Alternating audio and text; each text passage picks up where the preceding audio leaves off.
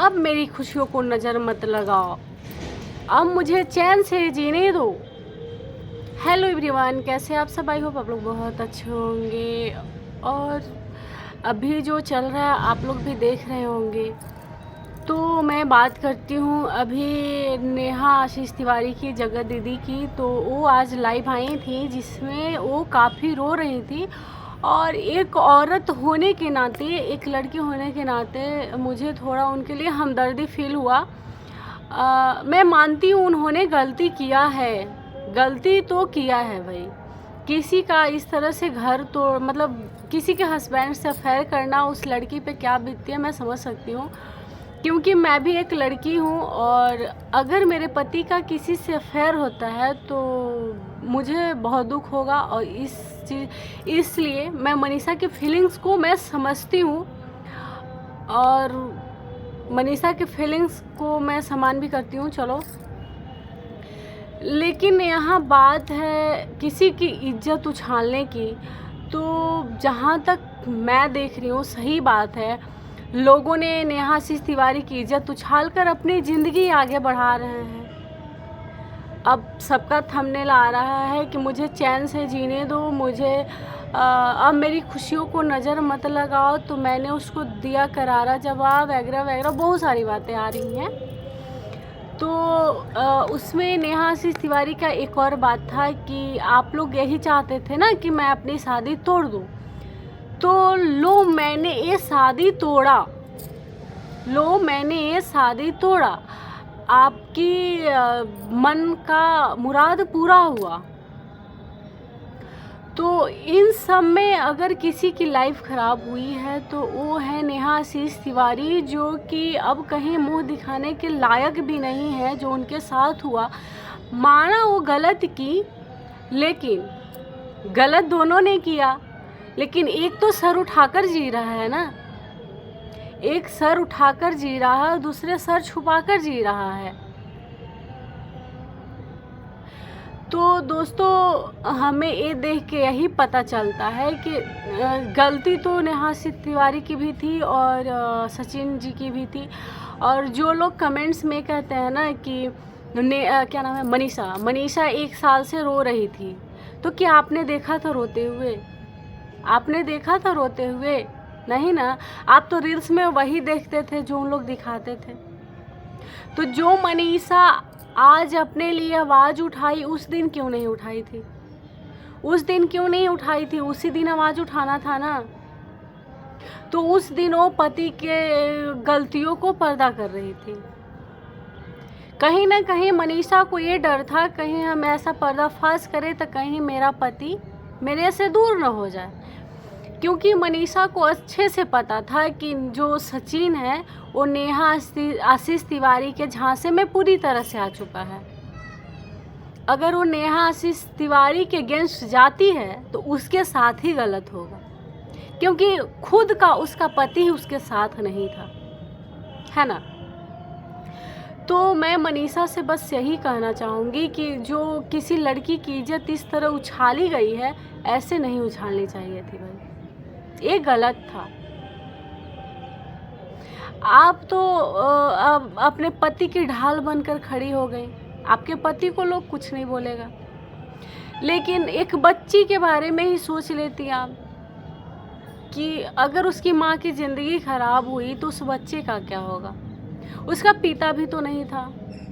अगर माँ का कुछ हो, अगर पिता रहता है तो संभाल लेता है, जब पिता भी नहीं था, माँ का भी यही हुआ, बताओ उस बच्ची को कौन संभालेगा? और नेहा आशीष तिवारी के लाइव में एक चीज़ और था कि अगर मुझे कुछ होता है तो मैं 3 लोगों का नाम लिख कर जाऊँगी। तो बहुत सारे पब्लिक दर्शक के दिमाग में ये आ गया है कि अब ये तीसरा आदमी कौन है? तीसरा आदमी कौन है? अभी भी क्लियर नहीं किया गया है, सबको अंधेरे में रखा गया है। तो फिर से क्या नाम है, जगत दीदी, उनका वो लाइव आने वाली हैं, वो 2-4 घंटे में शायद आएंगी, पता नहीं, जो भी हो। तो उसका थंबनेल था, लो मैंने शादी तोड़ दिया। मेरी शादी तोड़ने के लिए ही सारी षड्यंत्र रची गई। तो मुझे लगता है कहीं ना कहीं ये बात सच है। नेहा आशीष तिवारी की शादी तोड़ने के लिए ही सारी षड्यंत्र रची गई, क्योंकि पहले भी ये आवाज़ उठाई जा सकती थी। जो लोग आज कह रहे हैं ना कि हम मेरे साथ ये हुआ वो हुआ वो हुआ, तो जब पहले हुआ था तो सगाई होने के बाद ही इतना खुलासा क्यों? सगाई होने के बाद ही इतनी सारे खुलासाएं क्यों? मतलब कि शादी तोड़ने के लिए सारी की गई ना। ये तो बात सच है कि सारे लोग मतलब मिलकर षड्यंत्र किए हैं किसी को बदनाम करने के लिए। माना कि अफेयर था नो डाउट, लेकिन गलती तो दो की थी, तो फिर एक को सज़ा क्यों मिली? एक को तो भाई आप लोग आशीर्वाद दे रहे हो ना कि दोनों लोग अब खुशी से अपनी लाइफ को जियो, दे रहे हो ना आशीर्वाद कि दोनों लोग अपनी लाइफ को खुशी से जियो। तो फिर ऐसा क्यों? अच्छा चलो मान लेते हैं कि नेहा आशीष तिवारी के जगह पे कोई लड़का होता, ठीक है, जिसकी पत्नी नहीं होती, और सचिन के जगह पे कोई लड़की होती, ठीक है, और दोनों का अफेयर होता, तो आपका डिसीजन क्या होता?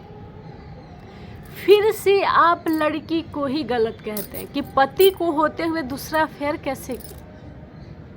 पति को होते हुए दूसरा अफेयर कैसे की, है ना? हर बार सिर्फ लड़की ही गलत क्यों? आप खुद से सोच के देखो कि अगर सचिन की जगह मनीषा किसी से अफेयर कर रही होती और लड़का मान लिया चलो नेहा के जैसा होता, मतलब उसकी वाइफ ना होती, तो आपका जवाब क्या होता कि पति के होते हुए छी कैसी लड़की है, पति के होते हुए दूसरा अफेयर की, गजब लड़की है यार। तो यही बात समझ नहीं आती, क्या इज्जत सिर्फ लड़की की होती है? इज्जत सिर्फ लड़की की होती है? और अगर सिर्फ लड़की की इज्जत होती है तो भैया ये सही नहीं हुआ किसी की इज्जत को इस तरह से खुलेआम नीलाम करना। ये गलत था, ये गलत था। वैसे तो ये बरसों से चला आ रहा है, सतयुग द्वापर सब में महिलाओं को नीच दृष्टि से ही देखा गया है, क्योंकि क्या नाम था, सीता माता, उनको उनकी ना गलती होते हुए भी उनको अग्नि परीक्षा देनी पड़ी थी। और यहाँ तो बातों में तो कुछ तो सच्चाई है। तो मुझे तो नहीं लगता कि अब नेहा आशीष तिवारी कोई भी प्रूफ ला के रख दे तो कोई उनकी बातों पे भरोसा करेगा, मुझे नहीं लगता। और अलका दीदी का एक वीडियो आया था जिसमें कह रही थी कि सिर्फ सचिन ही गुनहगार नहीं है, सिर्फ सचिन ही गुनहगार नहीं है, तीसरा भी कोई है। तो वो तीसरा कौन है? उन्होंने कहा कि तीसरे का भी पर्दाफाश होगा। वो पर्दे में क्यों? सिर्फ एक की नाम बदनाम क्यों, है ना? तो हम लोग यही चाहते हैं कि जो भी इंसान है, अब तो जो होना था हो चुका है, अब जो अगर तीसरा है तो उसका भी खुलासा कर ही दो। कौन है जो मतलब बदनाम करने के पीछे इतनी षड्यंत्र रची गई? यह कोई पहला अफेयर नहीं था। बहुत सारी लड़कियां ऐसी होती हैं, बहुत सारी औरतें ऐसी होती हैं जिनका अफेयर किसी न किसी के साथ हो जाता है, अटैचमेंट हो जाता है। तो इस तरह से पब्लिक में सही नहीं है, पब्लिक में इस तरह से करना सही नहीं था। ऊपर से किसी भी यूट्यूबर को टारगेट करना कि आपकी तो सिर्फ बेटियां हैं, आप क्या जाने बेटों का दर्द। तो भैया बोलने का अधिकार आप लोगों ने ही तो दिया। आपने कहा, हमने कहा मेरे घर के मैटर में बोलो, कहा नहीं, दिखाया आपने, तभी तो अगला बोला। आपने उस चीज़ को दिखाया तभी तो बोला, अगर आप उस चीज़ को नहीं दिखाती तो अगला क्यों बोलता आपके मैटर में, नहीं बोलता। तो आप खुद दिखाती हो और फिर कहती हो कि मैंने कहा था क्या, नहीं ना। हद हो यार, हद हो। अगर बंद करना है तो अब बस करो। अब जितना बदनाम करना था आप लोगों ने कर दिया एक लड़की को, अब उसे भी जीने दो। खुद तो थंबनेल लगा रहे हो ना कि अब मुझे चैन से जीने दो, मेरी खुशियों को नज़र मत लगाओ, वगैरह वगैरह बहुत सारी बातें होती है। वैसे मैं आप लोग के बीच कमेंट्स भी लाऊंगी, कुछ कमेंट्स पॉजिटिव भी है और कुछ निगेटिव भी है, दोनों तरफ की है। मुझे किसी एक से कोई लेना देना नहीं है, जो भी है दोनों तरफ, दोनों पक्ष का है। तो कोशिश करेंगे कि कल मैं वो कमेंट्स आप लोग के बीच रखूं, और मुझे उम्मीद है कि आप लोग अपना प्यार इसी तरह मेरे लिए बनाए रखेंगे। धन्यवाद।